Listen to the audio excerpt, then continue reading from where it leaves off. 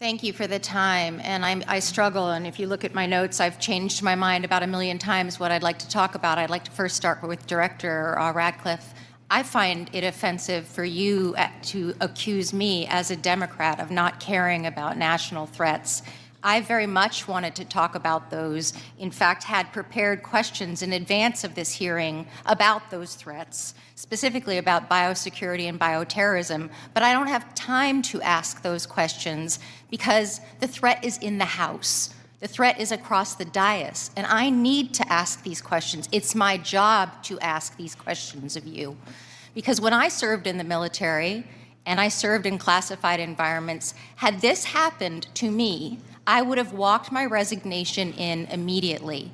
This is not okay. Communicating these sorts of things in Signal is not okay. Targets, times, those kinds of things are absolutely classified, and we all know it. I know it. These people know it, you all know it. And the fact that we're having to have these conversations now means that I can't ask the questions that I need to ask about things like bioterrorism and biosecurity. And so I'd like to put you in check as well, sir, because you can't assume who I am any more than I can assume who you are, sir. I would like to move my questions, however, over to Director Gabbard, because you are the DNI. You do have an obligation and a responsibility. I'm going to speak to you specifically about the fact that you have spent much of your 40 days talking about the importance of making sure that we don't reveal classified information, making sure that we don't leak information. You're a former battalion commander in the Army. I don't think that you would have necessarily appreciated the kind of leaking of information that I believe absolutely did happen in this Signal channel and is worthy of a further investigation. In fact, this committee established something called 50 U.S.C. 3235A, and this committee, on a bipartisan, apartisan basis, requires you, the DNI, to swiftly notify Congress and the Intelligence Committee if you're aware of any sort of significant unauthorized disclosure or compromise of classified information, which I would argue this has all of the markings of being that. And so if you, as the DNI, see such a thing anywhere within your organization's purview, you have the obligation to begin an investigation to report back to us on that. Would this seem to qualify to you as something worthy of that investigation?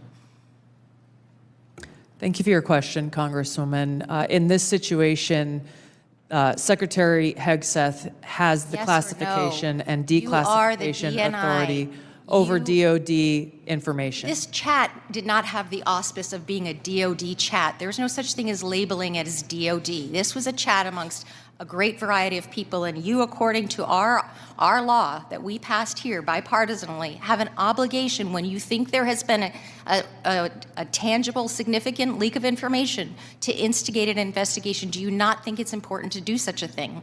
Well, the National Security Council is investigating this inadvertent leak. And again, I point to Secretary Hegseth as having the classification. I would argue that Secretary Hegseth, if he had the dignity that he needs to have, should be walking his resignation in, because I believe that his probably is heading toward being relieved of his duty based on what I think are significant and illegal leaks, most likely. I would like it if you would please commit to this organization that you will follow the law, and I would like it if you would also investigate what is likely to be more than just this chat. Because if there's one, there's more than one. If there's smoke, there's fire.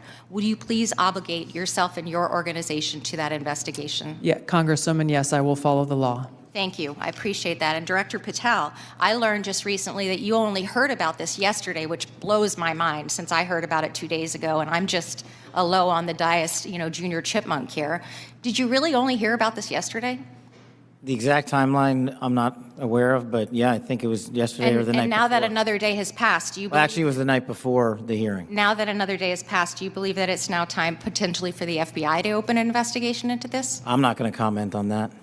Because you're the director of the FBI, you don't believe it's appropriate to comment on that? Because there's a process in place, there's an ongoing litigation, and the National Security Council is reviewing this matter. And I'm not going to discuss any open or closed investigations. That ongoing investigation, literally, the lawsuit happened today or yesterday afternoon, and the idea that you don't have an opinion on this at this point is frustrating to me. No, it's not. I'm not going to prejudge any matters, and the men and women of the FBI will call the balls and strikes. Reclaiming my time, not sir. you. Sir, Mr. Chairman, I'd like to have... Gentlewoman's recognized.